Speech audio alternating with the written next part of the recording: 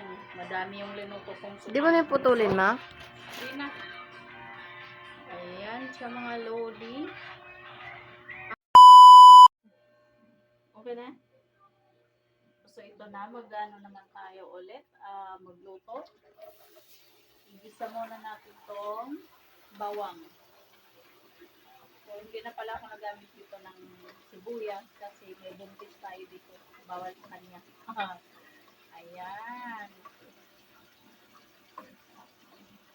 So, ilagay na rin natin tong manok.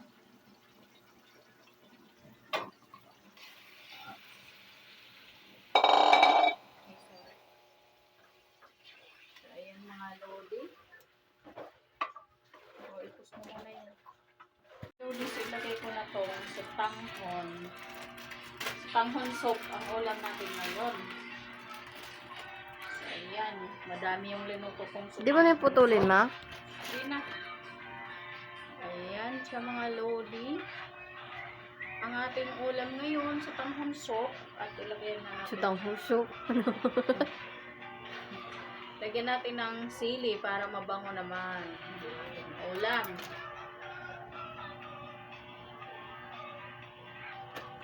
Wow, napakasarap yan mga lodi.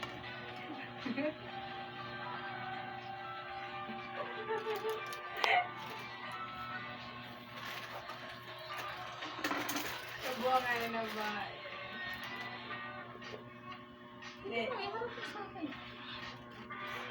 Di ba napakasarap ng ating ulam ngayon?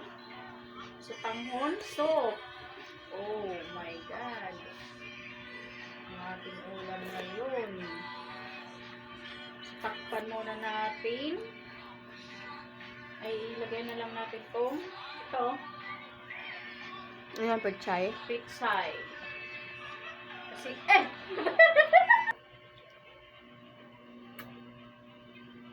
sarap na. Mainit pa. Napasok.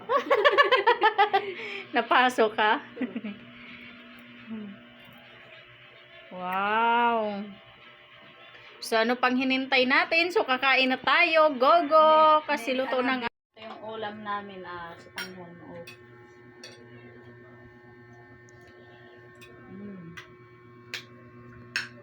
Kami lang muna kasi hindi pa dumating yung iba. Nasa pasok pa. Tapos sabi kasamang tuyo. Nak, ito yun ako. Ito na. Nak. Nga. Ako naman guys, chopstick ako. Dapat naman pagkakon, sagol na, pulyo na lang. Ano ang sabon? Kiluan. Korean na. Saluyo siya. Nindutan mo tayo tanahon basta yung Ano pa? Bisan ako pag